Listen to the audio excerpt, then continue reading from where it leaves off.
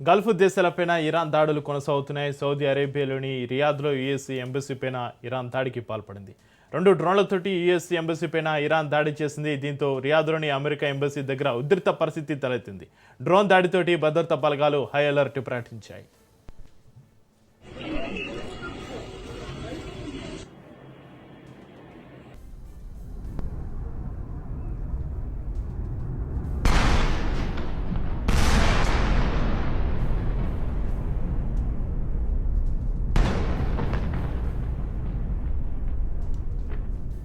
పశ్చిమాసియాలో యుద్ధం కొనసాగుతుంది. ఇజ్రాయెల్, అమెరికా, ఇరాన్ మధ్య దాడులు, ప్రతి దాడులు కొనసాగుతున్నాయి. ఇరాన్ పైన అమెరికా, ఇజ్రాయెల్ దాడులు ముమ్మరం చేస్తుంది. ఇప్పటివరకు 1240కి పైగా స్థావరాలపైన దాడులు జరిగాయి. టెహ్రాన్ పైన బాంబుల మోత మోగుతుంది. ఇరాన్లో 555 మందికి పైగా మృతి చెందారు.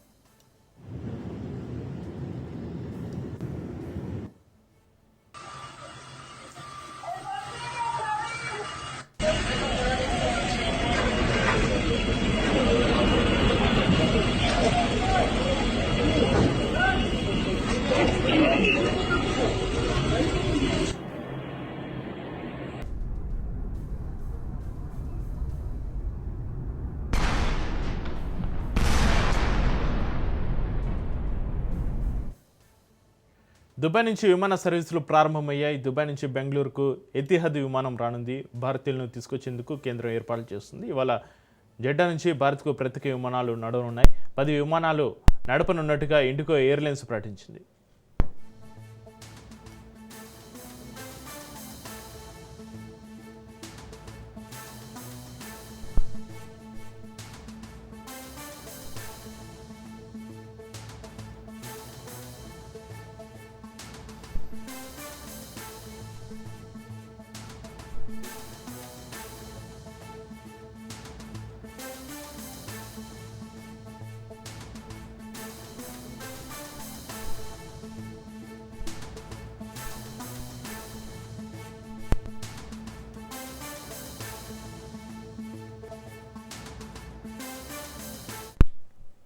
యుద్ధంపైన ట్రంప్ కీలక వ్యాఖ్యలు చేశారు. ఇరాన్ పైన ఆపరేషన్ ఫ్యూర్ కొనసాగుతుందన్నారు.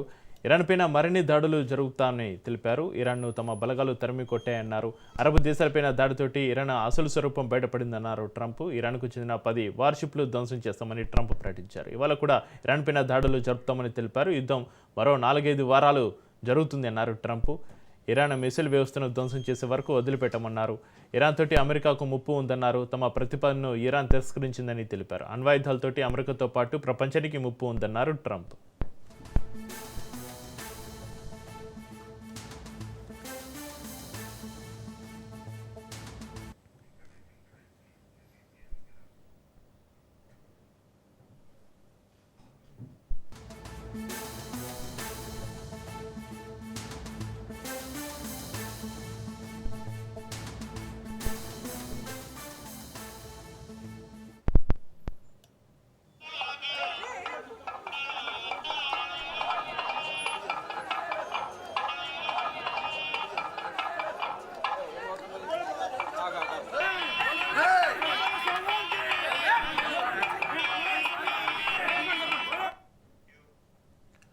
బ్రేకింగ్ న్యూస్ చూస్తున్నాం. ఎన్టీఆర్ జిల్లా నెమలి వేణుగోపాలస్వామి బ్రహ్మోత్సవాలు ఉధృత పరిస్థితి తలెత్తింది. ఎంపీ చిన్ని, ఎమ్మెల్యే కొలికపూడి మధ్య విభేదాలు బగ్గుమన్నాయి. ఎంపీ చిన్నికి అధికారులు పట్టు వస్త్రాలు అందించారు. ఎమ్మెల్యే శ్రీనివాస్కు ముత్యాల తలంబ్రాలు ఇచ్చారు. ఎంపీ చేతిలో పట్టు వస్త్రాలను బలవంతంగా లాక్కుని స్వామివారికి సమర్పించారు కొలికపూడి. కేసినేని చిన్ని, కొలికపూడి వర్గాల మధ్య ఘర్షణ చెలరేగింది.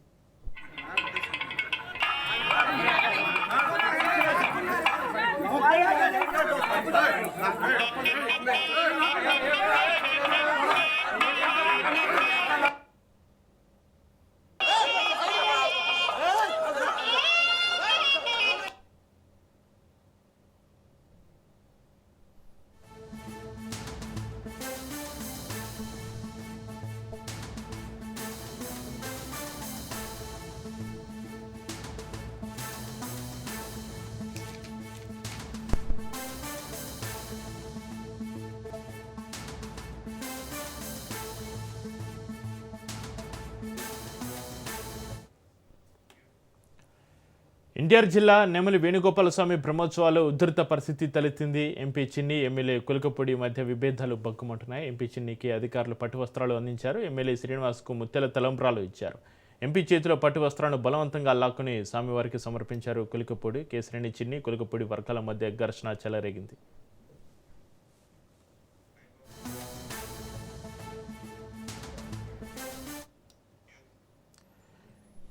ఎన్టీఆర్ జిల్లా నెమలి వేణుగోపాలస్వామి బ్రహ్మోత్సవాల ఉధృత పరిస్థితికి సంబంధించి మరింత సమాచారాన్ని మా ప్రతినిధి సాయిబాబా ఫోన్లలో అందిస్తారు. సాయిబాబా, అక్కడ ఎంపీ చిన్ని, ఎమ్మెల్యే కులకపూడి మధ్య విభేదాలు బగ్గుమంటున్నాయి. ఎంపీ చిన్నికి అధికారులు పట్టు వస్త్రాలు సమర్పించారు. ఎమ్మెల్యే శ్రీనివాస్కేమో ముత్తెల తలంబ్రాలు ఇచ్చారు.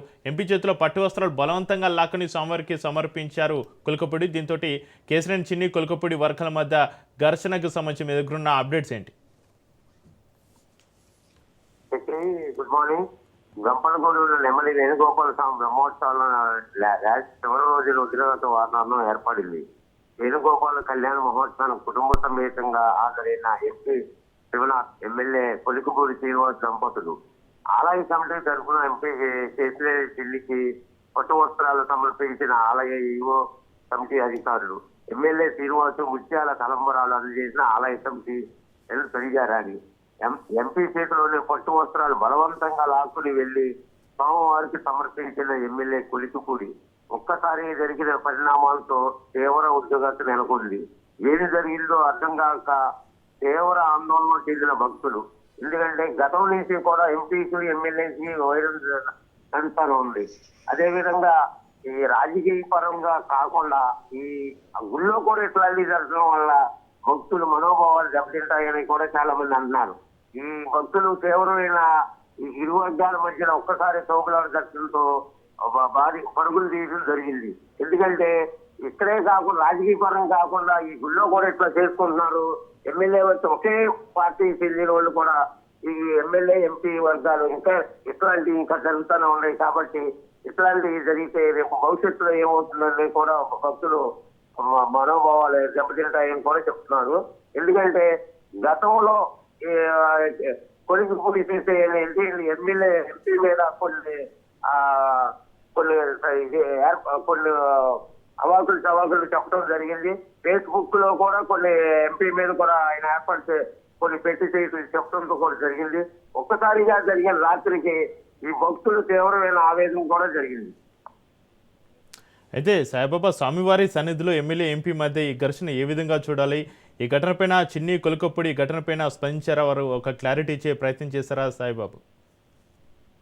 అంటే కొలికపూడి మాత్రం పట్టు వస్త్రాలు నేనే ఇవ్వాలని కూడా ఫస్ట్ నుంచి చెప్తున్నాను ఆలయ అధికారులు చెప్పారంట. అయితే ప్రోటోకాల్ ప్రకారం ఎంపీ గారికి పట్టు వస్త్రాలు ఇచ్చి ఎమ్మెల్యే గారికి తలంబరాలు ఇచ్చడం జరిగింది. కానీ దాన్ని జీర్ణించుకోలేక ఎమ్మెల్యే వర్గం వాళ్ళు కానీ ఎమ్మెల్యే గారు కానీ దాన్ని లాక్కుని పట్టు వస్త్రాలు తీసుకెళ్లి స్వామివారికి కూడా ఏర్పాటు చేశారు. అయితే సాయిబాబు, ఇక్కడ చిన్ని, కులకపూడి మధ్య విభేదాలు ఎప్పటి నుంచి కొనసాగుతున్నాయి సాయిబాబు? గత సంవత్సరంన్నర నుంచి కూడా విభేదాలు కొనసాగుతున్నాయి. రాజకీయ పరంగా కాకుండా గ్రామాల్లో ఎవరికాళ్ళు వచ్చిన ప్రభుత్వ పథకాలు కూడా వేరుగా కూడా ఏర్పాటు చేయడం జరిగింది. ఎమ్మెల్యే వర్గం కానీ ఇది ఎంపీ వర్గం కానీ రెండు వర్గాలు కూడా వేరుగా ఎవరి కాళ్ళు వేరుగా వర్గాలుగా చేస్తున్నారు. Right, thank you Saibaba.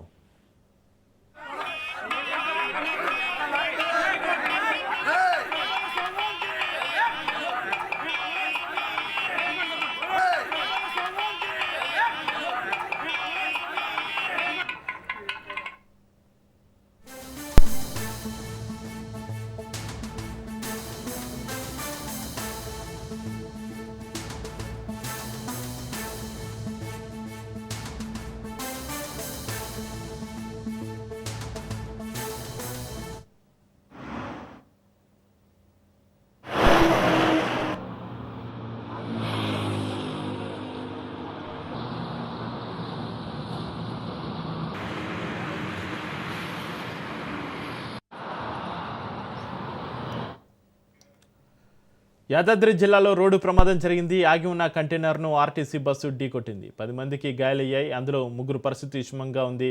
దండు మల్కాపురం దగ్గర ఈ ఘటన జరిగింది. ప్రమాద సమయంలో బస్సులో 36 మంది ప్రయాణికులు ఉన్నారు.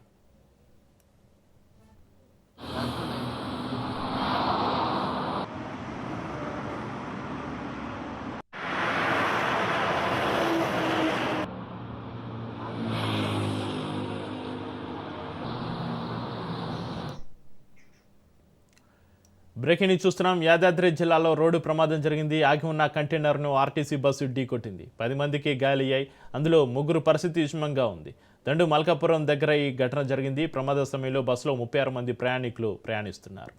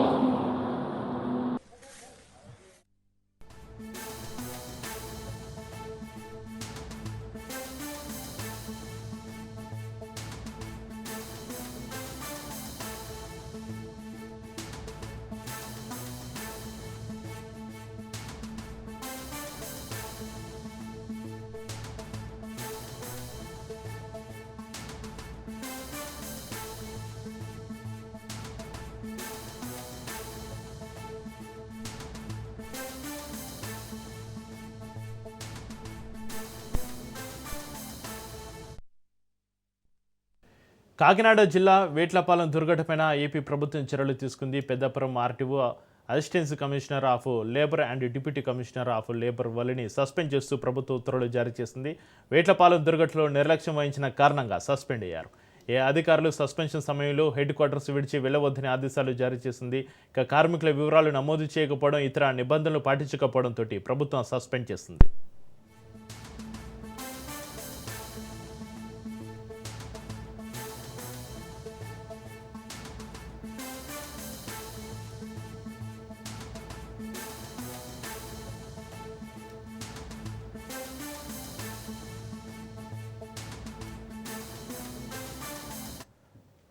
బ్రేకింగ్ న్యూస్ చూస్తున్నాం. కాకినాడ జిల్లా వేట్లపాలెం దుర్ఘటనపైన ఏపీ ప్రభుత్వం చర్యలు తీసుకుంది. Peddapuram RTO assistance commissioner of labour and deputy commissioner of labour వల్లిని సస్పెండ్ చేస్తూ ప్రభుత్వ ఉత్తర్వులు జారీ చేసింది. వేట్లపాలెం దుర్ఘటనలో నిర్లక్ష్యం వహించిన కారణంగా సస్పెండ్ అయ్యారు. అధికారులు సస్పెన్షన్ సమయంలో హెడ్ క్వార్టర్స్ విడిచి వెళ్లవద్దని ఆదేశాలు జారీ చేసింది. కార్మికుల వివరాలు నమోదు చేయకపోవడం, ఇతర నిబంధనలు పాటించకపోవడంతో ప్రభుత్వం సస్పెండ్ చేసింది.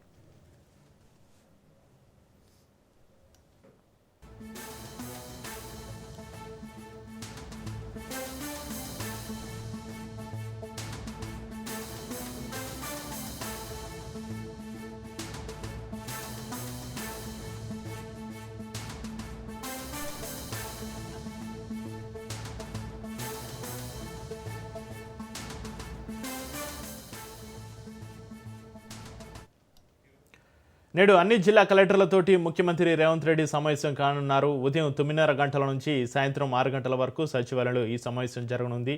ఈ నెల 6 నుంచి జూన్ 12 వరకు అంటే 99 రోజుల పాటు ప్రజల పాలన ప్రగతి ప్రణాళిక నేపథ్యంలో కీలక సమావేశం కానుంది. ఈ భేటీలో స్పెషల్ సిఎస్లు, సెక్రటరీలు, ప్రిన్సిపల్ సెక్రటరీలు పాల్గొనున్నారు. అధికారులకు, కలెక్టర్లకు సీఎం రేవంత్ దిశానిర్దేశం చేయనున్నారు.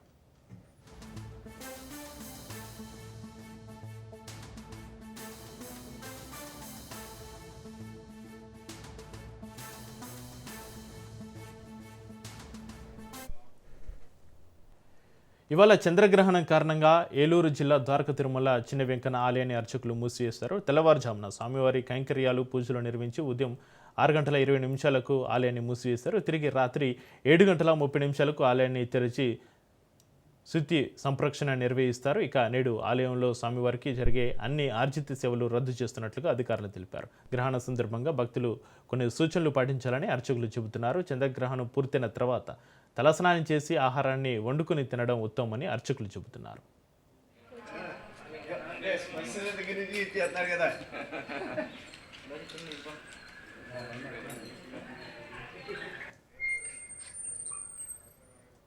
శ్రీకాళహస్తిలో గ్రహణ సమయంలో ఆలయ ద్వారాలు తెరిచి రాహుకేతు పూజలు, ప్రత్యేక అభిషేకాలను నిర్వహిస్తారు. అలా చేస్తే గ్రహణ దోషాలు తొలగిపోతాయని భక్తుల నమ్మకం.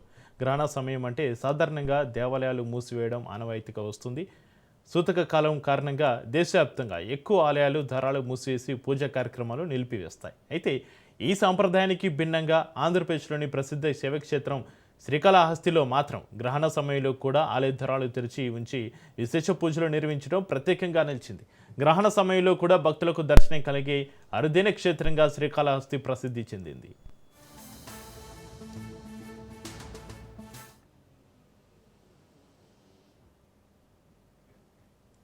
ఈ క్షేత్రంలో స్వయంభూ లింగ రూపంలో వెలిసిన శ్రీకాళహస్తీశ్వరుడు నవగ్రహాలను తన ఆధీనంలో ఉంచుకున్నాడని పురాణాల్లో పేర్కొంటారు. ముఖ్యంగా రాహుకేతు దోష నివారణకు ఈ ఆలయం అత్యంత ప్రాచుర్యం పొందింది. గ్రహణ సమయంలో రాహుకేతు పూజలు, సర్పదోష నివారణ పూజలు, ప్రత్యేక గ్రహణ కళాభిషేకాలు ఘనంగా నిర్వహిస్తారు.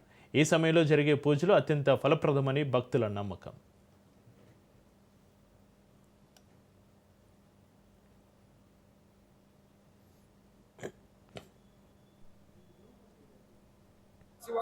కరోతి నిత్య కళ్యాణం కరుణావరుణాలయ శ్రీ జ్ఞాన ప్రసూనాంబ సమేత కాళహస్తీశ్వర స్వామినే నమః.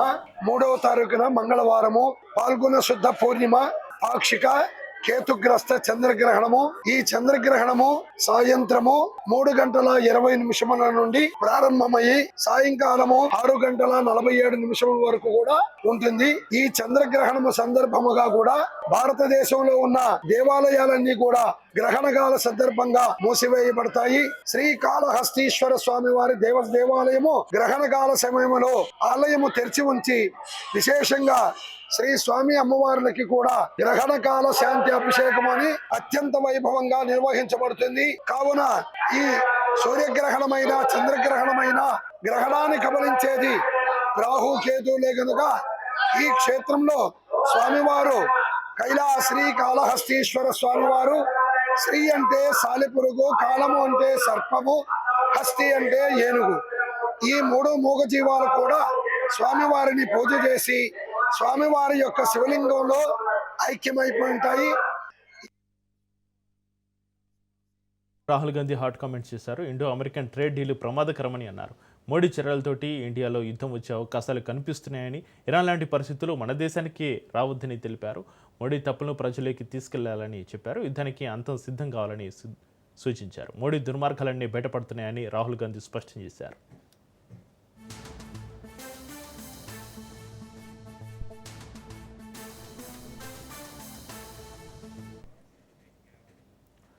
వికారాబాద్ జిల్లా అనంతగిరిలోని హరిత రిసార్ట్లో జరుగుతున్న శిక్షణ కార్యక్రమానికి ఏపీసీసీ చీఫ్ షర్మిల హాజరయ్యారు. నూతన జిల్లా పట్టణ అధ్యక్షుల కుటుంబ సభ్యులను ఏఐసీసీ అగ్రనేత రాహుల్ గాంధీతో కలిసి ఆప్యాయంగా పలకరించారు. వారి కుటుంబంలో ఒకరిగా మమేకం అవడం చాలా సంతోషాన్ని ఇచ్చిందన్నారు వైఎస్ షర్మిల.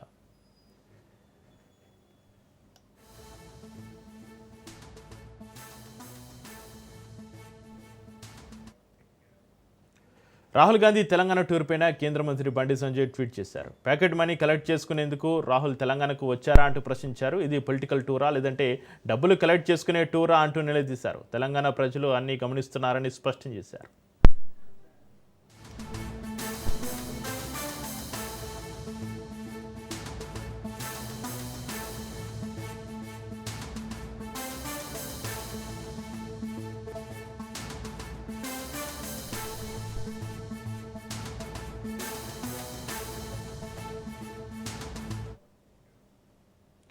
రాహుల్ గాంధీ టూర్ పైన BRS working president KTR tweet చేశారు. ఏఐసీసీకి ఏటీఎంగా మారిన తెలంగాణ రాష్ట్రానికి స్వాగతం అంటూ చురుకులు అంటించారు. 1000 కోట్ల రూపాయలు కలెక్ట్ చేసుకోవడానికి తెలంగాణకు వచ్చారా అని ప్రశ్నించారు. హామీల అమలుపైన సమీక్ష కోసం వచ్చారా లేదా 1000 కోట్ల రూపాయలు తీసుకోవడానికి వచ్చారా అన్న అంశంపైన స్పష్టత ఇవ్వాలని డిమాండ్ చేశారు. 6 గ్యారంటీలు 420 హామీల అమలుపైన మాట్లాడాలని అన్నారు. హామీల అమలు పురోగతిని సమీక్షిస్తారా లేదా చెప్పాలని డిమాండ్ చేశారు.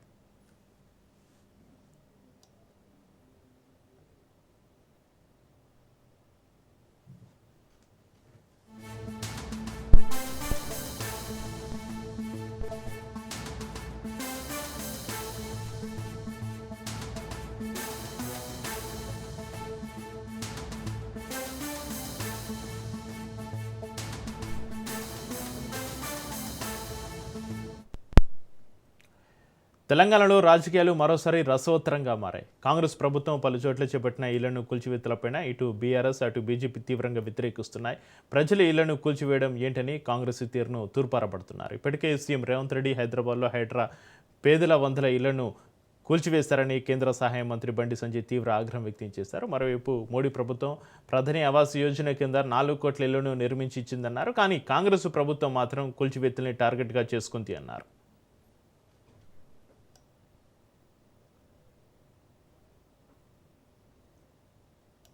తెలంగాణ రాష్ట్రంలో శాంతి భద్రత సమస్య ఉత్పన్నమైంది. రాహుల్ గాంధీ గారు శిక్షణా శిబిరాల కోసం వచ్చేయండి. నీ శిక్షణా శిబిరాలు పక్క పెట్టు. శిక్షణా శిబిరాలు దేనికోసం పెట్టుకున్నారు ఇవాళ కాంగ్రెస్ పార్టీ వాళ్ళు అంటే మన సాక్షాత్తు రాష్ట్ర ముఖ్యమంత్రి అయిపోయాడు. తెలంగాణ రాష్ట్రంలో 1000 కోట్ల రూపాయలు కార్యకర్తలు వసూలు చేసి ఢిల్లీకి పంపచ్చట. ఇవాళ కార్యకర్తలు ఏ విధంగా కలెక్షన్ చేయాలి, 1000 కోట్లు ఏ విధంగా ఢిల్లీకి పంపాలనో వాళ్ళకు చెప్పడానికి వచ్చినవా, వాళ్ళ శిక్షణ ఇవ్వడానికి వచ్చినా రాహుల్ గాంధీ చెప్పాలి. ఫస్ట్ తెలంగాణ రాష్ట్రంలో ఒక రాచరిక పాలన కొనసాగుతున్నది. ఒకవైపు ఇళ్లను కూల్చడం, ఇంకోవైపు దేవాలయాలను కూల్చడం. ఎన్నికల ముందొచ్చి ఊకదంపుడు ఉపన్యాసాలు చూడాలి రాహుల్ గాంధీ గారు కావాల్సింది. ఇవాళ ఏ మాత్రము ఈ తెలంగాణ రాష్ట్రంలో పేద ప్రజల మీద నీకు చిత్తశుద్ధి ఉంటే నువ్వు ఎన్నికల ముందు మాట్లాడడానికి కట్టుబడి ఉన్నట్టయితే ఇవాళ రాహుల్ గాంధీ గారు పోవాల్సింది శిక్షణా శిబిరాలు కాదు, హైడ్రా కూల్చివేతలో పేద ప్రజలు పడ్డ ఇబ్బందులు, గాంధీ విగ్రహం పేరుతోని మూసీ ప్రాంతంలో పేద ప్రజల ఇండ్లు కూలగొట్టిన ప్రాంతాన్ని, ఖమ్మంలో అక్రమంగా 800 ఇండ్లు భూదాన్ పేరుతోని కూలగొట్టిన ప్రాంతాన్ని రాహుల్ గాంధీ గారు సందర్శిస్తే రేవంత్ రెడ్డి గారి పాలన, కాంగ్రెస్ పార్టీ పాలన విషయంలో ప్రజలు బీఆర్ఎస్ నేత మాజీ ఎమ్మెల్యే బాల్కసుమన్కు బెయిల్ మంజూరైంది. కేతనపల్లి ఘటనలో అరెస్టేజ్ జైల్లో ఉన్న ఆయన దాఖలు చేసుకున్న బెయిల్ పిటిషన్ పైన మంచిర్యాల జిల్లా కోర్టులో వాదనలు జరిగాయి. సుదీర్ఘ వాదనల అనంతరం కోర్టు బెయిల్ ఇచ్చింది. మున్సిపల్ చైర్మన్ ఎన్నికల సందర్భంగా ఎక్స్ అఫీషియో ఓటు హక్కు వినియోగించుకునేందుకు వస్తున్న మంత్రి వివేక్, ఎంపీ వంశీ కాన్వాయ్ పైన బీఆర్ఎస్ నాయకులతో పాటు బాల్కసుమన్ దాడికి పాల్పడ్డారు. ఈ ఘటనలో మంత్రి కారు అద్దాలు ధ్వంసమయ్యాయి. ఎస్ఐ గంగారం, కానిస్టేబుల్ నరేష్, కాంగ్రెస్ నాయకులు వేర్వేరుగా ఇచ్చిన ఫిర్యాదుతోటి బాల్కసుమన్ను పోలీసులు అరెస్టు చేశారు. అనంతరం మంచిర్యాల కోర్టులో ప్రవేశపెట్టారు. జడ్జి 14 రోజుల జ్యుడిషియల్ రిమాండ్ విధించారు. అనంతరం సుమన్ను ఆదిలాబాద్ జైలుకు తరలించారు.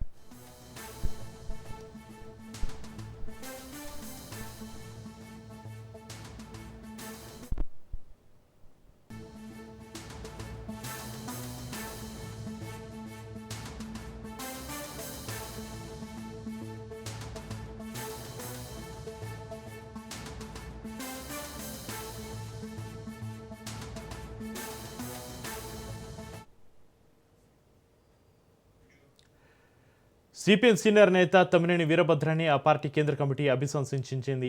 ఆయన రాష్ట్ర పార్టీ కార్యదర్శిగా ఉన్న సమయంలో తప్పుడు రాజకీయ దృక్పథాలను అనుసరించారని ఆక్షేపించింది. 2024లో జరిగిన రాష్ట్ర పార్టీ నూతన కార్యదర్శి ఎన్నికల సమయంలో ప్రజాతంత్ర చర్చ, ఏకాభిప్రాయ సాధన స్థానంలో లాబింగ్, ప్రలోభాలు, అస్తిత్వవాద అప్పీళ్లు చోటు చేసుకున్నాయని విమర్శించింది. పార్టీ ప్రణాళికలను గాలికి వదిలేశారని దుయ్యబట్టింది.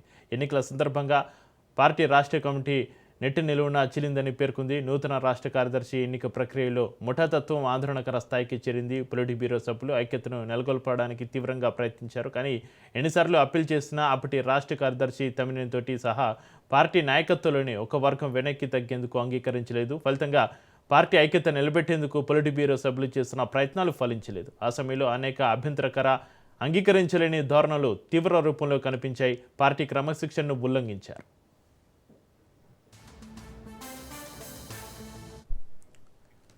రాష్ట్ర కమిటీ సమావేశంలో చాలామంది సభ్యులు సదరు లాబింగ్, గుసగుసలు, తెర వెనుక జరిగిన మంత్రాంగం ప్రచారం పట్ల తీవ్ర ఆరోపణలు వ్యక్తం చేశారు. అలాంటి ప్రవర్తనలకు సీనియర్ నాయకులు పాల్పడడం ఎన్నడూ జరగలేదు.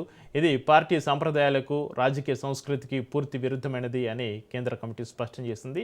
రాష్ట్ర కమిటీ సభ్యులు ఒక భాగం పార్టీ సమిష్టి ప్రయోజనాలు, సూత్రాల కన్నా మిన్నగా వ్యక్తిగత ఆంక్షలతోటి వ్యవహరిస్తున్నారని పేర్కొంది. వీటన్నిటిపైన గతంలోనే తమ్మినేని వీరభద్రం రాష్ట్ర కమిటీ సభ్యులు స్కైలాబ్ బాబు ప్రసాద్ల వివరణను కేంద్ర కమిటీ కోరింది. వారి వివరాలను పరిశీలించి వాటిపైన తీవ్ర అసంతృప్తి వ్యక్తం చేసింది. వారు ఇచ్చిన వివరణలు అసమగ్రంగా ఉన్నాయని, వాటిలో ఆత్మవిమర్శన లోపించిందని పేర్కొంటూ ముగ్గురిని అభిశంసించింది.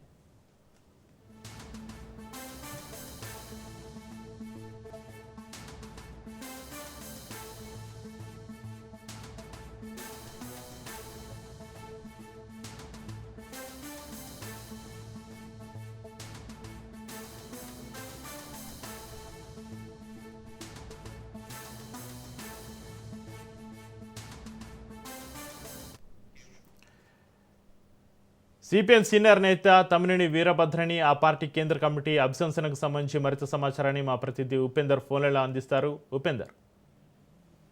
చక్రి ఇప్పటికే ఏదైతే కేంద్ర మాజీ మంత్రి అంటే మాజీ కార్యదర్శిగా ఉన్నటువంటి పోలిట్ బ్యూరో సభ్యుడు పై కూడా అటు తీవ్ర ఆరోపణలు కూడా వస్తున్న పరిస్థితి ప్రధానంగా కనిపిస్తుంది. ఇప్పటికే ఏదైతే కమిటీకి సంబంధించినటువంటి పార్టీ లైన్ మించి కూడా అటు ఏదైతే తమ్మినేని వీరభద్రం ప్రవర్తించారని చెప్పేసి నిన్న సుందరయ్య భవన్ లో జరిగినటువంటి సమావేశాల్లో వారంతా కూడా కొంత అభిశంసన వ్యక్తం చేసిన పరిస్థితి కనిపిస్తుంది. వీరందరినీ పై కూడా అటు పార్టీ లైన్ ప్రకారమే నడుచుకోవాలి, పార్టీ లైన్ ప్రకారమే ఉండాలని చెప్పేసి వారంతా కూడా చెప్తున్న పరిస్థితి ప్రధానంగా కనిపిస్తుంది. ఇప్పటికే పార్టీని లైన్ దాటిపోవడం పై కూడా వారంతా కూడా కొంత అసంతృప్తి వ్యక్తం చేస్తున్న పరిస్థితి ప్రధానంగా కనిపిస్తుంది. ఇప్పటికే పార్టీలో ఉన్నటువంటి ఏదైతే ముగ్గురు వ్యక్తులు కూడా ఇటు పార్టీకి సంబంధించినటువంటి లైన్ అయితే దాటిపోయారు. వీరంతా కూడా కొంత ఇబ్బందులు పెడుతున్నారు. పార్టీకి కూడా అంటే తీవ్రంగా ఇబ్బందులు పడుతున్న నేపథ్యంలోనే పార్టీ మాత్రం పూర్తిగా నష్టపోయే పరిస్థితి ఏర్పడిందని చెప్పేసి వారైతే చెప్తున్న పరిస్థితి ప్రధానంగా కనిపిస్తుంది.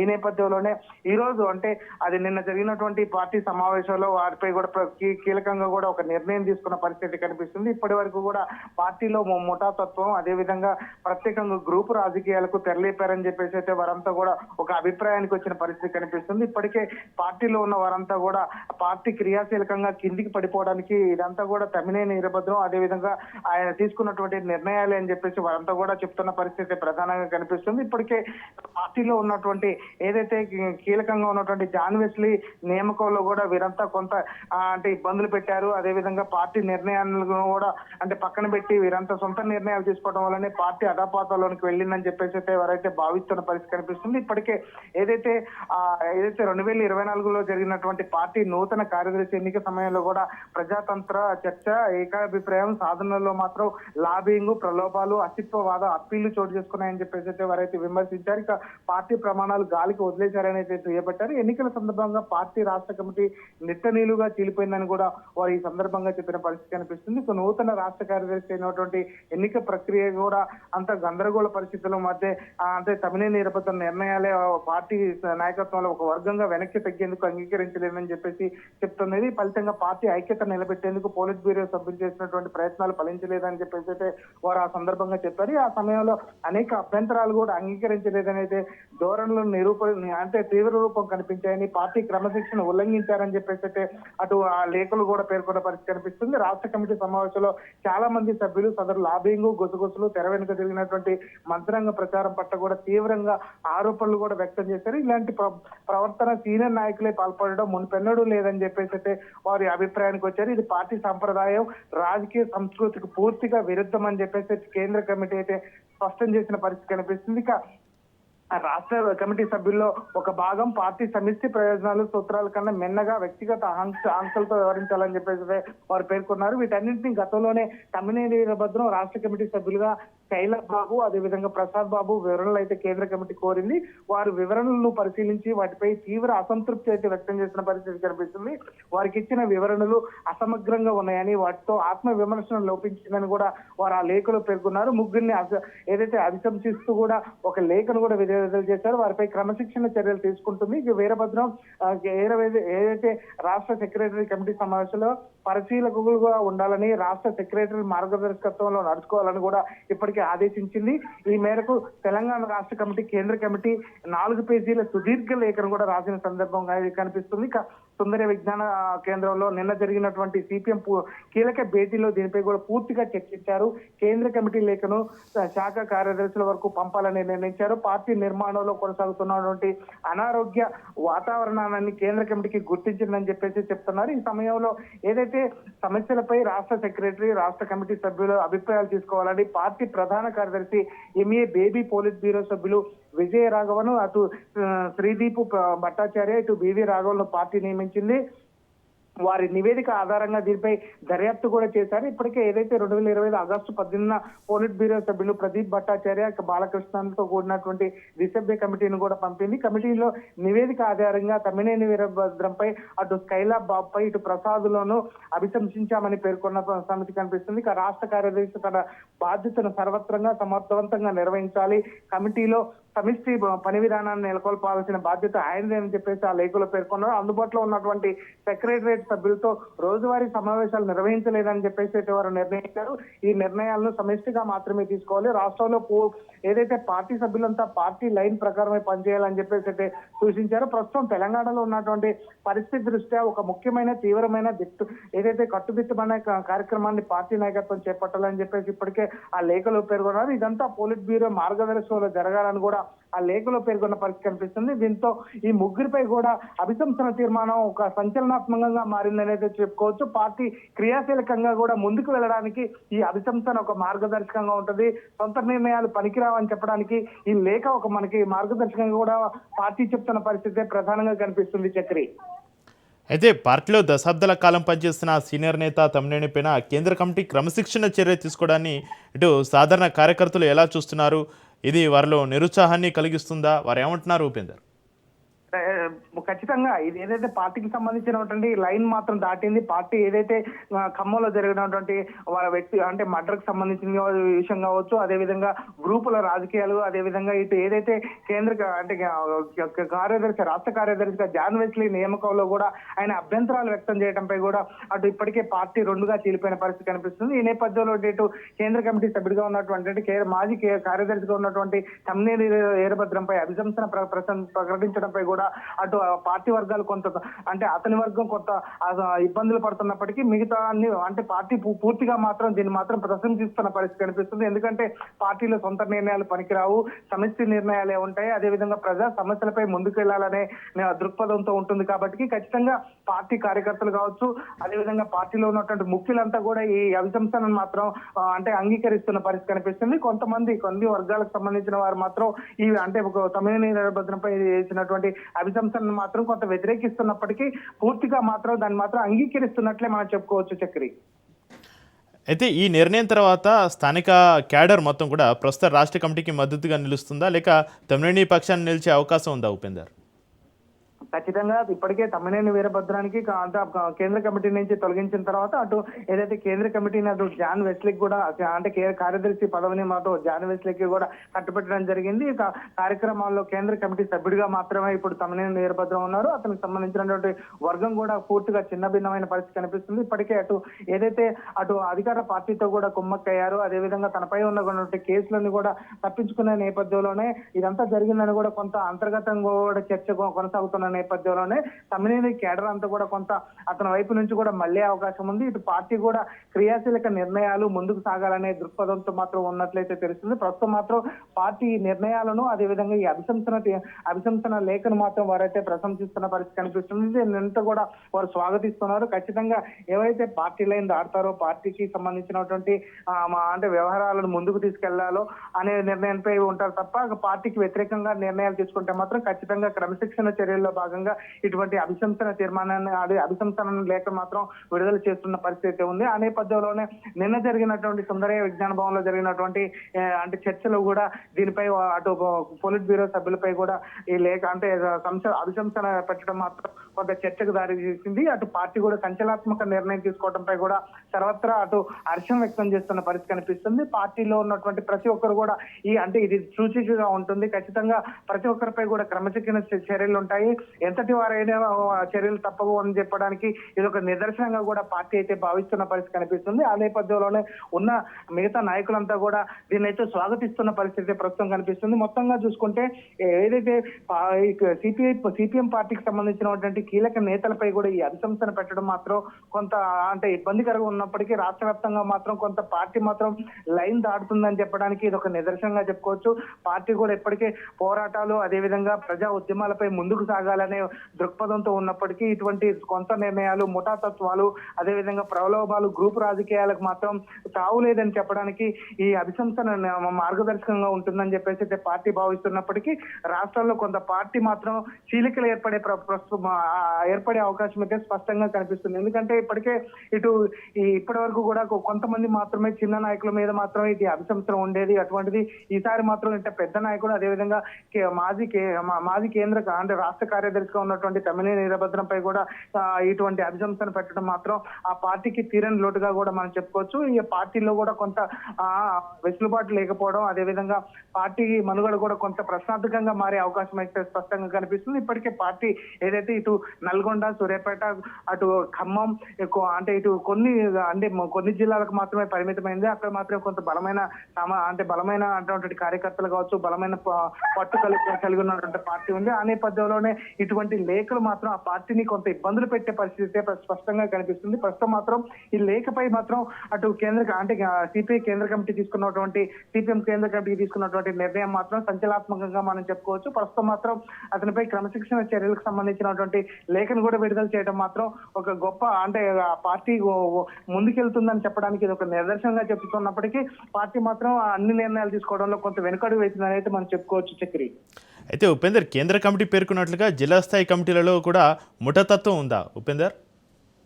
డెఫినెట్లీ, ఖచ్చితంగా ఇప్పటికి ఏదైతే ఎస్పెషల్లీ అతను సొంత గ్రామం, సొంత జిల్లా ఖమ్మం జిల్లా తమ్మినేని వీరభద్రునిది. ఈ నేపథ్యంలోనే ఇక్కడ కొంత మోటా రాజకీయాలు కూడా సాగుతున్నాయని చెప్పేసి అయితే అటు పార్టీ కూడా భావిస్తున్న పరిస్థితి కనిపిస్తుంది. ఆ నేపథ్యంలోనే దిశభ్య కమిటీని కూడా ఏర్పాటు చేయడం జరిగింది. ఆ దిశభ్య కమిటీలో మాత్రం ఇద్దరిని, అంటే ఆ పార్టీ వారి సొంత గ్రామంలో వాళ్ళ సమీప బంధువుని హత్య చేసిన నేపథ్యంలోనే పార్టీ మాత్రం కొంత గ్రూప్ రాజకీయాలకైతే తెరలేసిందని చెప్పుకోవచ్చు. ఒక వ్యక్తిని నిర్దాక్షిణ్యంగా చంపారని చెప్పేసి ఆరోపణల నేపథ్యంలోనే పార్టీ మాత్రం రెండుగా చీలిపోయింది. అక్కడ ఉన్నటువంటి ఏదైతే సిపిఎం పార్టీకి సంబంధించినటువంటి సానుభూతి పరులు కావచ్చు, అదేవిధంగా పార్టీకి సంబంధించినటువంటి కార్యకర్తలు కూడా కొంత వెనుకడుగు వేశారు. పార్టీని కూడా ఆ గ్రామంలో ఏదైతే తమ్మినేని సొంత గ్రామం తెల్దారుపల్లికి సంబంధించినటువంటి ఊర్లో దాదాపుగా 2 దశాబ్దాల నుంచి కూడా అక్కడ ఎటువంటి పార్టీ లేదు, ఖచ్చితంగా సిపిఎం పార్టీ ఉండదు. ఆ నేపథ్యంలోనే ఈ హత్య జరిగిన తర్వాత మాత్రం 2 వర్గాలుగా మారాయి. అక్కడ కూడా పార్టీ గుర్తులు ఏర్పడటం, అదేవిధంగా పార్టీలు కూడా అక్కడికి రావడం అయితే జరిగింది.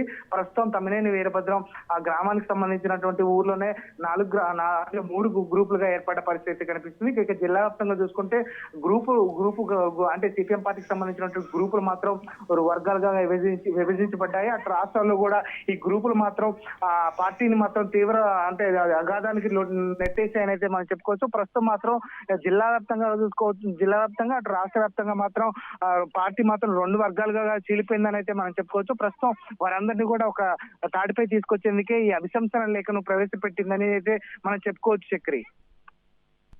తమ్మినేని వీరభద్రంకు పట్టున ఖమ్మం జిల్లాలో పార్టీ కార్యకలాపాలపైన ఈ అభిశంసన ప్రభావం ఎలా ఉండబోతుంది ఉపేందర్? ఖచ్చితంగా ఈ అభిశంసన ప్రభావం మాత్రం ఆ పార్టీపై కావచ్చు, అదేవిధంగా తమ్మినేని వీరభద్రంపై మాత్రం ఇది క్రమశిక్షణ చర్యల్లో భాగంగానే ఇదంతా జరుగుతుందని అయితే అటు పార్టీ భావిస్తున్న పరిస్థితి కనిపిస్తుంది. ఆ లేఖలోనే దీనికి సంబంధించినటువంటి లేఖను విడుదల చేయడం, దానికి సంబంధించినటువంటి గైడ్ లైన్స్ కూడా విడుదల చేయడం పాటు మాత్రం ఆ పార్టీ గ్రూప్ రాజకీయాలకు, అదేవిధంగా సమిష్టి రాజకీయాలు ఎక్కడ ఉండవు, ఖచ్చితంగా అందరికీ సమిష్టి ప్రయోజనాలు, అదేవిధంగా ప్రజా సమస్యలపై పోరాటం కోసమే ముందుకు సాగాలి, పార్టీని బలోపేతం చేయాలనే నిర్ణయం ప్రకారం ఈ అభిశంసన పెట్టామని చెప్పేసి పార్టీ కేంద్ర కమిటీ కూడా భావిస్తున్న పరిస్థితి కనిపిస్తుంది. ఇక రాష్ట్ర కమిటీలో ఇప్పటికే కార్యదర్శిగా ఉన్నటువంటి జాన్ వెస్లీ నిర్ణయాలను కూడా అందరూ కూడా అమలు చేయాలి. అదేవిధంగా ప్రతి ఒక్కరు కూడా పార్టీకి లైన్ కట్టుబడి ఉండాలి, పార్టీ లైన్ లో మాత్రమే ముందుకు సాగాలని చెప్పేసి ఎవరైతే ఆ లేఖలో పేర్కొన్న పరిస్థితి కనిపిస్తుంది. మొత్తంగా చూసుకుంటే ఈ అభిశంసన లేఖ మాత్రం అటు కొంత సంచలనాత్మకంగా మారినదే మనం చెప్పుకోవచ్చు. ఇప్పుడు కూడా ఏదైతే స్కైలాబ్ బాబు కావచ్చు, ప్రసాద్ కావచ్చు, ఇదే విధంగా తమ్మినేని వీరభద్రం, ఈ ముగ్గురుపై కూడా పార్టీలో కీలకంగా ఉంటారు. ఈ నేతలపై కూడా ఈ అభిశంసన లేఖ పెట్టడం మాత్రం కొంత సంచలనంగా మనం చెప్పుకోవచ్చు. ఎందుకంటే పార్టీలో కూడా ఎప్పుడు కూడా ముందుకు సాగాలంటే ఖచ్చితంగా క్రమశిక్షణలు, గైడ్ లైన్స్, రూల్స్ ఖచ్చితంగా ఉంటాయి. ఆ రూల్స్ ను పాటిస్తూ ముందుకు సాగాలి. అటువంటి నేపథ్యంలోనే ఇక్కడ జరిగినటువంటి ముఠాతత్వం, అదే విధంగా గ్రూప్ రాజకీయాల వల్లనే ఇదంతా కూడా పార్టీ లైన్ తప్పుతుంది, పార్టీ వెనకడుగు వేస్తుంది. ఖచ్చితంగా ముందుకు వెళ్లాల్సినటువంటి పార్టీలో నిర్ణయాలు కూడా కొంత ఇబ్బందికరంగా ఉన్నాయని చెప్పేసి భావిస్తున్నారు. ఆ నేపథ్యంలో కార్యకర్తలను కావచ్చు, అదేవిధంగా నాయకులను కూడా మనం కోల్పోవాల్సిన పరిస్థితి కనిపిస్తుంది. ఆ నేపథ్యంలోనే ఈ రోజు మాత్రం నిన్న జరిగినటువంటి అభిశంసన లేఖ మాత్రం ఇటు పార్టీలో కొంత జవసత్వాలు వచ్చే పరిస్థితి కనిపిస్తుంది. ఈ జవసత్వాలు రావడం కోసమే ఈ లేఖను విడుదల చేశామని చెప్పేసి అదే కేంద్ర కమిటీ భావిస్తున్నప్పటికీ ప్రస్తుతం మాత్రం ఆ పార్టీకి అధపాతాళానికి వెళ్తున్న పరిస్థితి ప్రధానంగా కనిపిస్తుంది. నాయకులు కూడా ముందుకు సాగాలి, ఖచ్చితంగా ఎవరిపై కూడా ఎటువంటి వ్యక్తులపై కూడా పార్టీ క్రమశిక్షణ చర్యలు ఖచ్చితంగా ఉంటాయి, ఇబ్బందులు పెడితే మాత్రం ఖచ్చితంగా పార్టీ నుంచి కూడా బహిష్కరిస్తామని చెప్పేసి అయితే అంతర్గతంగా చర్చలు జరిగిన పరిస్థితి ప్రస్తుతం కనిపిస్తుంది. ఏది ఏమైనప్పటికీ ఈ లేఖ మాత్రం అటు పార్టీలో మాత్రం కొంత అంటే అలజడి సృష్టిస్తుంది. రాష్ట్ర వ్యాప్తంగా కూడా ఒక అంటే చర్చకైతే దారితీస్తున్న పరిస్థితి ప్రధానంగా కనిపిస్తుంది. చక్రి.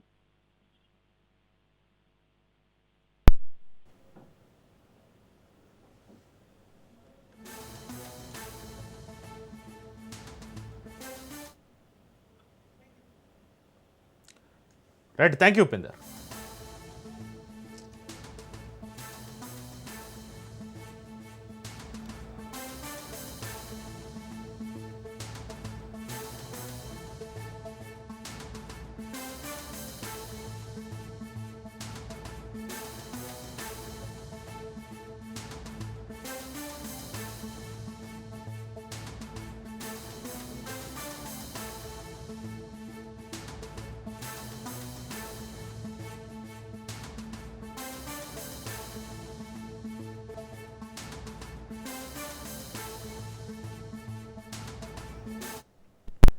ప్రతిభకు పేదరికం అడ్డు కాదని మహబూబాబాద్ జిల్లా గంగారం మండలానికి చెందిన ఆదివాసీ మహిళా క్రికెటర్ తాటి కృష్ణవేణి చేతల్లో చూపెట్టింది. బీసీసీ ఆధ్వర్యంలో జార్ఖండ్ వేదికగా జరిగిన జాతీయ సీనియర్ మహిళల వన్డే క్రికెట్ టోర్నీలో కృష్ణవేణి సత్తా చాటింది. హైదరాబాద్ తరపున బ్యాటింగ్తో పాటు బౌలింగ్లో రాణించింది. లక్ష్యం ఉంటే ఆకాశమే హద్దు అని నిరూపించింది ఆ ఆదివాసీ బిడ్డ. బ్యాట్ పడితే బౌండరీలు దాటాల్సిందే, బంతి విసిరితే వికెట్లు ఎగరాల్సిందే. హెచ్సీఏ ఆధ్వర్యంలో ఉమ్మడి వరంగల్లో జరిగిన అంతర్జిల్లాల మహిళా క్రికెట్ టోర్నీలో కృష్ణవేణి ఆల్రౌండ్ ప్రతిభతోటి అదరగొట్టింది. తిరుమల గండి అనే ఒక ఏజెన్సీ మారుమూల గ్రామం నుంచి ప్రస్థానాన్ని మొదలుపెట్టి నేడు రాష్ట్ర స్థాయి క్రికెట్లో తన సత్తా చాటి జాతీయ స్థాయిలో ఎంపికైంది. మారుమూల ప్రాంతం నుంచి ఒక ఆదివాసీ బిడ్డ క్రికెట్ పిచ్చిపై గర్జించడం అంటే సామాన్యమైన విషయం కాదు. తాటి కృష్ణవేణి సక్సెస్ స్టోరీ ఎంతో మందికి స్ఫూర్తిదాయకం. కానీ ప్రస్తుతం ఆమె ఉన్న పరిస్థితి అందరినీ ఆలోచింపజేస్తుంది. మారుమూల పల్లె నుంచి పట్నం వరకు అందరూ గర్వపడేలా ఎదిగి ఇప్పుడు సాయం కోసం ఎదురు చూస్తోంది.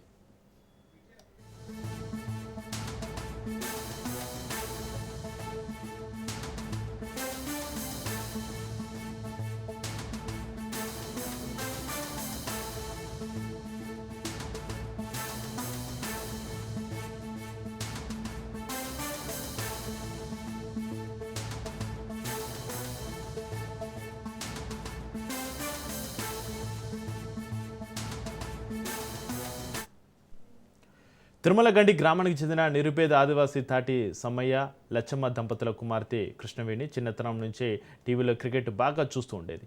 కొత్తగూడలోని గాంధీనగర్ గిరిజన గురుకుల పాఠశాలలో 10వ తరగతి వరకు విద్యాభ్యాసం చేస్తున్న క్రమంలోని ఆటలపైన మక్కువతోటి వాలీబాల్, కబడ్డీలో రాణించేది.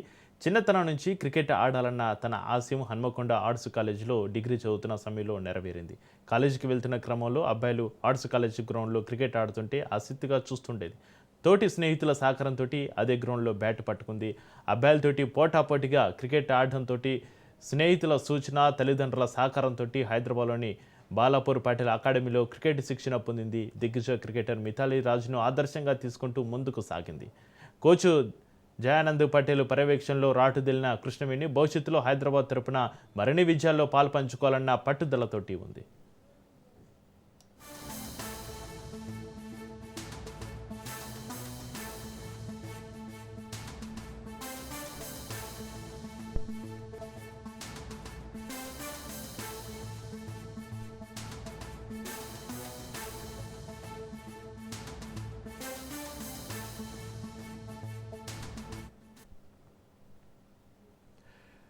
కలలు కనడం కాదు, వాటిని నిజం చేసుకోవడం ఎలాగో కృష్ణవేణి చేసి చూపించింది.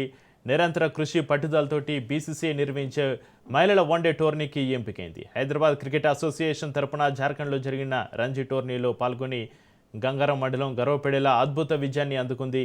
ఈ ఘనత సాధించిన తొలి ఆదివాసీ మహిళా క్రికెటర్గా కృష్ణవేణి చరిత్ర సృష్టించింది. అయితే ఆటలో గెలిచిన ఈ ఆనిముత్యం ఆర్థిక ఇబ్బందుల దగ్గర మాత్రం తల వంచుతోంది. నిరుపేద కుటుంబం కావడంతో కనీసం క్రికెట్ టికెట్ కొనుక్కోవడానికి, పోషకాహారం తీసుకోవడానికి కూడా సాయం లేని పరిస్థితి. ప్రతిభ ఉన్న పేదరికం ఆమె కెరీర్కు అడ్డగోడలా మారుతోంది. తదుపరి స్థాయికి చేరుకోవాలంటే తగిన శిక్షణ, ఆర్థిక వెన్నుదన్ను ఎంతో అవసరం. కృష్ణవేణి లాంటి ప్రతిభావంతులు ఆర్థిక కారణాల వల్ల ఆటకు దూరం కాకూడదు. ప్రభుత్వం కానీ, స్వచ్ఛంద సంస్థలు కానీ, దాతలు కానీ ముందుకు వచ్చి ఈ గిరిజన బిడ్డను ఆదుకోవాలని ఆమె కుటుంబ సభ్యులు వేడుకుంటున్నారు.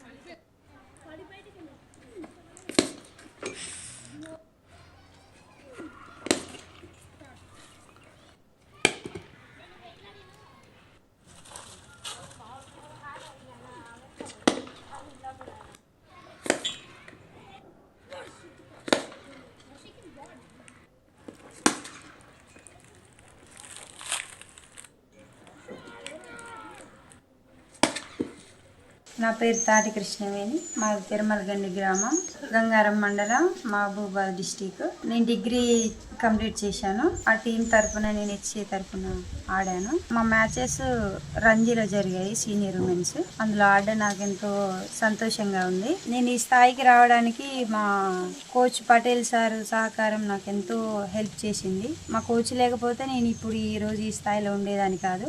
అలాగే మా అమ్మా నాన్నల సపోర్ట్ లేకపోతే నేను ఇంకా క్రికెట్లోకి వచ్చేదానే కాదు. మా నాన్న పశువులను కాస్తాడు, మా అమ్మ ఏమో వ్యవసాయం చేస్తుంది. మాది చాలా పేద ఫ్యామిలీ. వరంగల్లో నిర్వహించిన సమ్మర్ క్యాంపులో పార్టిసిపేట్ చేశాను. అండర్ 23 ప్రాబుల్స్ ఆడాను, సీనియర్స్ ప్రాబుల్స్ ఆడాను. హైదరాబాద్ క్రికెట్ స్టేట్కి ఆడడం ఎంతో హ్యాపీగా ఉంది నాకు. నేను ఇంకా పై స్థాయికి వెళ్ళాలంటే నాకు ఎకనామిక్గా చాలా ఇబ్బంది అవుతుంది. ఎందుకంటే మాకు బ్యాట్లు, షూలు ఇవన్నీ తీసుకోవడానికి చాలా ఖర్చుతో కూడిన పని. నా గోల్ ఏంటంటే WPL అయినా ఇండియా అయినా ఆడాలన్నది నా గోలు. దానికోసం నేను ఎంతో కష్టపడుతున్నాను. ఇంకెవరన్నా నాకు హెల్ప్ చేసి, ఎవరన్నా దయతోటి హెల్ప్ చేస్తే నేను ఇంకా పెద్ద స్థాయికి వెళ్ళి ఇండియాకి రిప్రజెంట్ చేస్తానని ఆశపడుతున్నాను. అదే నా గోలు. నా పేరు లచ్చమ్మ. నాకు 2 కొడుకులు, 1 బిడ్డ. నా బిడ్డ ఇక్కడ గురుకులం గాంధీనగర్ అక్కడ చదివింది. అక్కడ 10 అయిపోయింది. వాళ్ళ ఔరంగల్లో డిగ్రీ చేసింది. అన్న అయిపోయినాక చిన్న చిన్న బాళ్ళతో ఆమె ఏం చేసేదంటే ఊక చిన్న పిల్లలతో ఊక ఆడుకునేది. ఎందుకు అట్లా ఆడుకుంటానో చిన్న పిల్లలతోటి అంటే, అమ్మ నాకు మస్తు ప్రేమ అమ్మ క్రికెట్ ఆడడానికి అన్న. నడు పని ఇంట్లో పని చేయమంటే ఎందుకని రాననుకుంటే ఆడేది. ఆడి చిన్న చిన్న స్కూల్ పని చేసుకుంటూ అది చేసుకుంటూ మా బిడ్డని డిగ్రీ వరకు చేసినాక ఏమైందంటే ఒకరోజు ఆటకు పోవాలని 30,000 కావాలన్నట. అయితే వచ్చింది మంచాలు బండి ఏడుతాను. 30,000 కావాలని ఈ టైంలో దసరా టైంలో 30,000 ఎక్కడ దొరుకుతాయి? ఇక్కడ పైసలు లేవు, ఎందుకు పోతావు ఆటొద్దు పాడొద్దు అంటే ఏడుతాను. ఏమైనా గురుడు సార్ వాళ్ళు వచ్చి సన్మానం చేసి ఆమెకు డబ్బులు ఇచ్చిండు. అలా నర్సంపేట వాళ్ళు వచ్చి నర్సంపేట 4 డబ్బులు ఇచ్చిండు. కొత్తగా వేసే డబ్బులు ఇచ్చిండు. ఇక పట్టుకొని ఆమె పోయి పెద్దగా 5 వాళ్ళు ఆడింది. ఆడి ఇట్లా పండుగలకి పబ్బాలకి ఎందుకు రాకపోయేది. ఇప్పుడు నేను ఒక్కదాన్ని కదా ఉన్నదన్నట్టు ఎందుకు కొత్తలేదు పండుగలు ఆడికి కంటమ్మా, నాకు అదే ఇష్టం అమ్మా, నేను అదే ఆడుతానమ్మంటే అందరు చదువుకొని జాబులు చేస్తాను కదా బిడ్డ అంటే, అందరికి రావమ్మా జాబులు, ఇది కూడా అక్కడ మంచి కోసం ఆడతానమ్మని నా బిడ్డ ఇప్పుడు పెద్ద స్థాయికి స్టేట్కి సెలెక్ట్ అయిందట. ఇక అందరు సార్ వాళ్ళందరూ నా బిడ్డను బాగా మెచ్చుకుంటాను. మేము పేదవాళ్ళం కాబట్టి కూలి పనులు చేసుకుంటాం కదా, ఆర్థిక సాయం చేస్తే నా బిడ్డ పెద్ద ఎదిగిపోతాను నేను కోరుకుంటున్నాను. నా పేరు తాటి మహేష్. మా విలేజ్లో ఒక ఆదివాసీ బిడ్డ అయినటువంటి తాటి కృష్ణవేణి సన్నాఫ్ సమ్మయ్య వారు జాతీయ స్థాయిలో క్రికెట్కి సెలెక్ట్ కావడం మా గ్రామానికి చాలా ఆనందమైన విషయం. అలాగే మా గ్రామం నుండి జాతీయ స్థాయిలో సెలెక్ట్ అయినటువంటి కృష్ణవేణి గారికి మన రాష్ట్రం తరపున కావచ్చు, మన జిల్లా తరపున కావచ్చు, ఎవరైనా దాతలు ఉంటే ఆర్థికంగా సాయం చేయగలరు. వాళ్ళు నిరుపేద కుటుంబం అయినా కూడా వాళ్ళ తల్లిదండ్రులు ఆ స్థాయికి తీసుకుపోవడం అంటే గొప్ప విషయం. అది వ్యవసాయ కూలి పనులు చేస్తూ కూడా వాళ్ళ బిడ్డని ఆ స్థాయిలో తీసుకుపోవడం అంటే అది సంతోషమైన విషయం.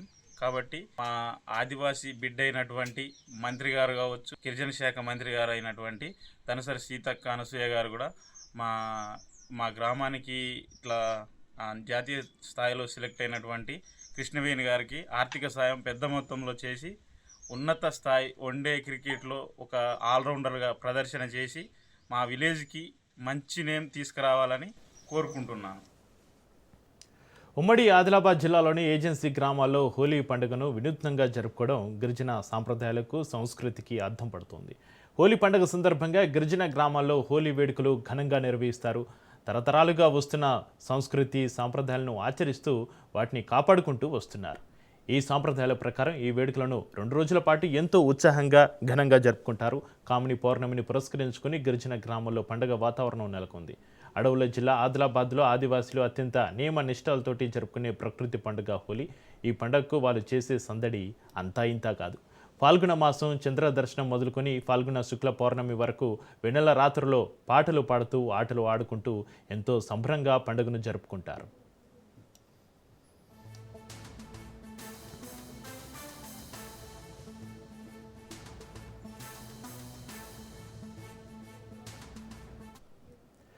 పండుగకు నెల ముందు నుంచే ప్రకృతిలో దొరికే ప్రత్యేకమైన ఆకులు, పూలు తెచ్చి రంగుల్ని తయారు చేసుకుంటారు. పచ్చని ప్రకృతిలో లభించే స్వచ్ఛమైన గోగుపూల నుంచి తీసిన రంగులతోనే హోలీ పండుగ జరుపుకోవడం గిరిజనుల సాంప్రదాయం. హోలీ పండుగ జరుపుకోవడంతో ఆదివాసుల ఆచారం చాలా భిన్నంగా ఉంటుంది. హోలీ పండుగకి ఊరంతా ఒక్కటే రంగుల్లో మునిగిపోవడమే కాదు, ఇది తమ ఊరిని లెక్కించే పండుగగా అభివర్ణిస్తారు. హోలీ పండుగను గిరిజనులు దురాడి అని పిలుస్తారు. ఈ పండుగ వేళ గూడెంలో ఉండే ప్రతి కుటుంబం నుంచి 2 కుడుకలు, కొద్దిపాటి చక్కెరను గ్రామ పెద్దలకు అందజేయాల్సి ఉంటుంది.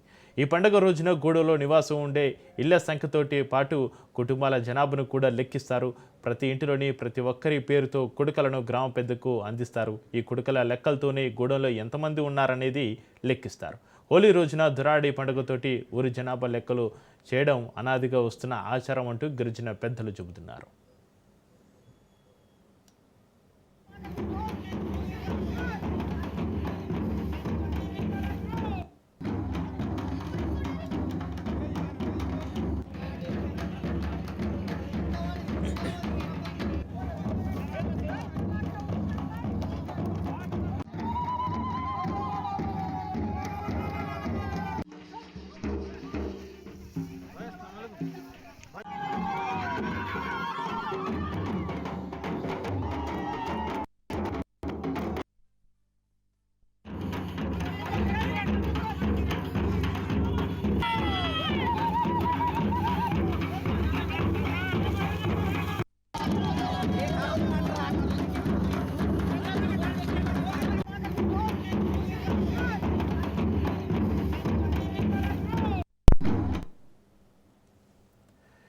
హోలీ పండుగ సందర్భంగా పుల్లార నుంచి సేకరించిన వస్తువులను నైవేద్యంగా వండి గూడెంలో ఇంటింటా పంచుతారు. రాత్రి గ్రామ పెద్దల ఇంటి నుంచి ప్రత్యేక నైవేద్యంతో కామదహనం చోటుకి వెళ్లి ఆటపాటలు పూజలతోటి రాత్రంతా జాగరణ చేస్తారు. మరుసటి ఉదయం కాముడిని దహనం చేసిన బుడిద చేలెంలో చల్లి పనులు ప్రారంభించి హోలీ పండుగను ఘనంగా జరుపుకుంటారు. ఆదివాసులు నిర్వహించుకునే దురాడి ఉత్సవాల్లో మహిళలకు ప్రవేశం ఉండదు. కానీ ఉత్సవం జరుగుతున్నప్పుడు మాత్రం కొద్ది దూరం నుంచి అంబులని నైవేద్యంగా సమర్పించి ఇళ్లకు వెళ్తారు మహిళలు.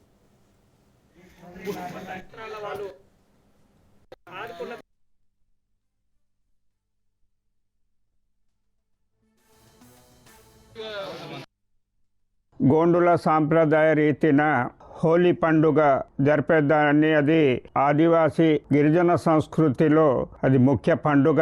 దాన్ని ఏదైతే తెలుగు నెలలు ఉన్నట్టు మా గోండు సాంప్రదాయ రీతిలో కోయ పుణ్యం ప్రకారంగా ఇంటి